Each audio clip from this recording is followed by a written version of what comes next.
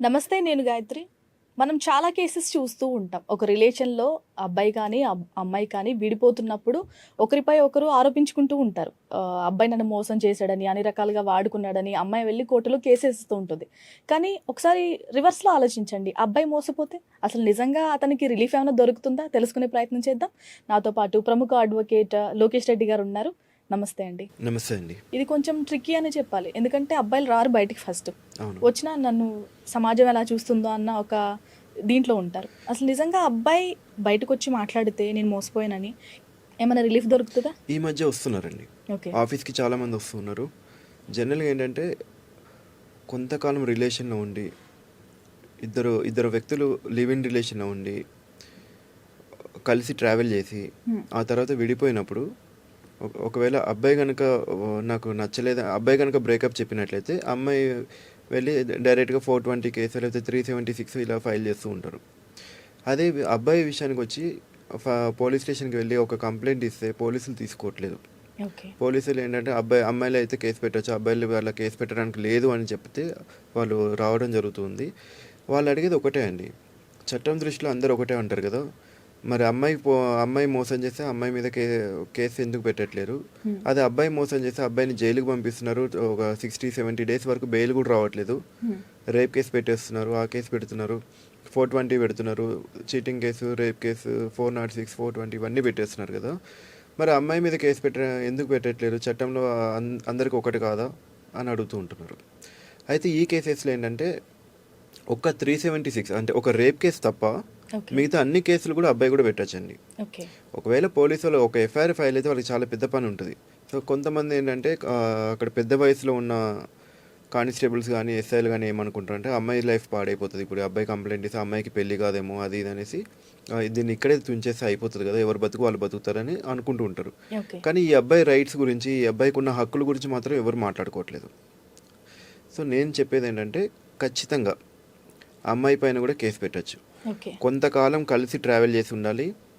ఫిజికల్గా కానీ, మెంటల్గా కానీ, ఎమోషనల్గా కానీ, మెయిన్గా ఎమోషనల్గా కానీ, ఫైనాన్షియల్గా కానీ, ఈ నాలుగిట్లో ఏదో ఒక విధంగా ఒక అమ్మాయి కనుక ఒక అబ్బాయిని వాడుకుని వదిలేస్తే ఖచ్చితంగా అబ్బాయికి ఎఫ్ఐఆర్ చేయించవచ్చు అండ్ కాంపెన్సేషన్ కూడా క్లెయిమ్ చేసుకోవచ్చు.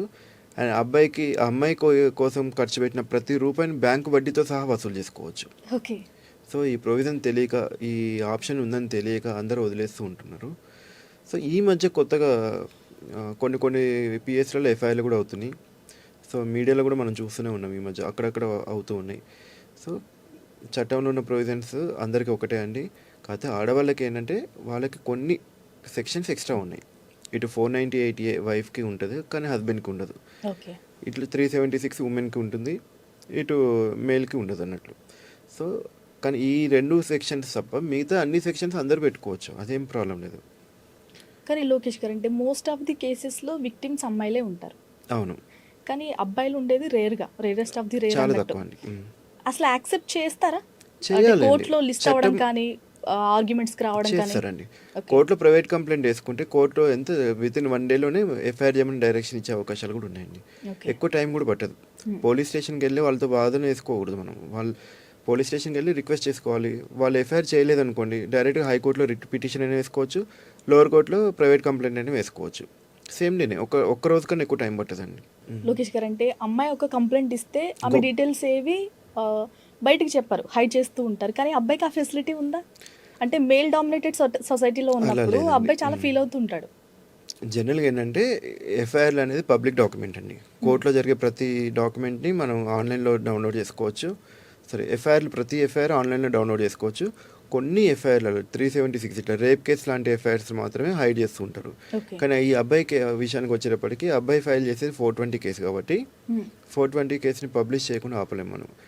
అది పబ్లిక్ డాక్యుమెంట్ కాబట్టి ఖచ్చితంగా ఆన్లైన్లో ఉంటుంది. దానివల్ల పెద్ద ఇబ్బంది ఏమి ఉండదు అబ్బాయిలకైతే. ఇంకా కాస్త అంటే అమ్మాయికే ఇబ్బంది తప్ప అబ్బాయికి ఏమి ఇబ్బంది ఏమి అనిపించదు నాకు తెలిసి. లోకేష్ గారు, అంటే ఇలాంటి సందర్భాల్లో ఎన్ని రకాల కేసులు పెట్టచ్చు అమ్మాయి పైన? అమ్మాయి కనుక ఎమోషనల్గా, ఫిజికల్గా, ఫైనాన్షియల్గా వాడుకుని మోసం చేస్తే ఫస్ట్ పోలీస్ స్టేషన్లో 420 కేసు పెట్టచ్చు. దాని తర్వాత ఫైనాన్షియల్ డ్యామేజెస్ని రికవరీ కోసం ఒక కేసు పెట్టచ్చు, సివిల్ కేసు వేసుకోవచ్చు.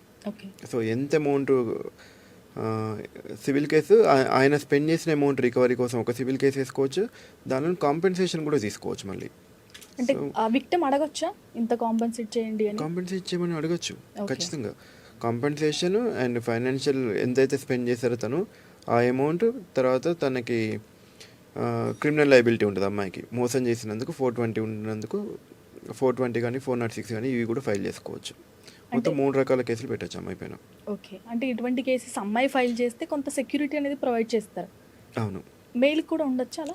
సెక్యూరిటీ అనేది అమ్మాయి అయినా అబ్బాయి అయినా ఒకటే ఉంటుందండి. ఒకసారి కంప్లైనెంట్గా ఉంటే కంప్లైనెంట్కి ఉండే ఫెసిలిటీస్ కొంచెం ఎక్కువ ఉంటుందండి. Okay. అక్యూజ్డ్ లిస్ట్లో ఉన్న వాళ్ళకన్నా కంప్లైనెంట్గా ఉన్న వాళ్ళకి కొంచెం పోలీస్ స్టేషన్లో వాళ్ళు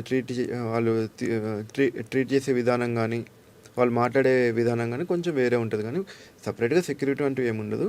అది ఎవరి సెక్యూరిటీ వాళ్ళే చూసుకోవాల్సి వస్తుంది.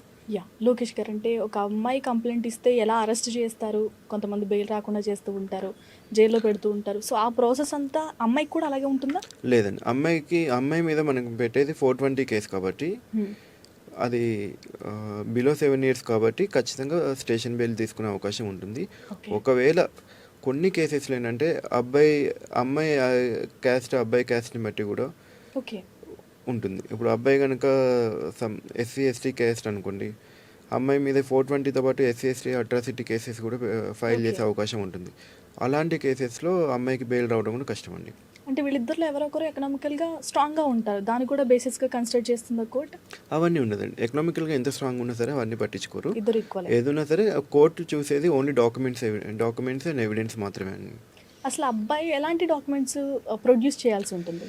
డాక్యుమెంట్స్ వచ్చేసి వాళ్ళిద్దరి మధ్యలో ఉన్న photos, okay. WhatsApp chatting okay. Photos, తర్వాత లెటర్స్, ఈమెయిల్స్, కాన్వర్జేషన్, ఏదైనా సరే బ్యాంక్ ట్రాన్సాక్షన్స్ మెయిన్గా, ఓకే. వీటన్నిటిని పోలీసు వాళ్ళకి ఇస్తే సేమ్ డే ఎఫ్ఐఆర్ అవుతుంది. ఎఫ్ఐఆర్ కాకపోతే కోర్టులో ప్రైవేట్ కంప్లైంట్ వేసుకుని సేమ్ డే ఎఫ్ఐఆర్ చేసేస్తారు. Right, thank you so much అండి లోకేష్ గారు. చాలామందికి తెలిసే ఉంటుంది, బట్ కొత్త విధంగా మీరు ఎక్స్ప్లెయిన్ చేశారు. థ్యాంక్ యూ సో మచ్ అండి. ఓకే అండి.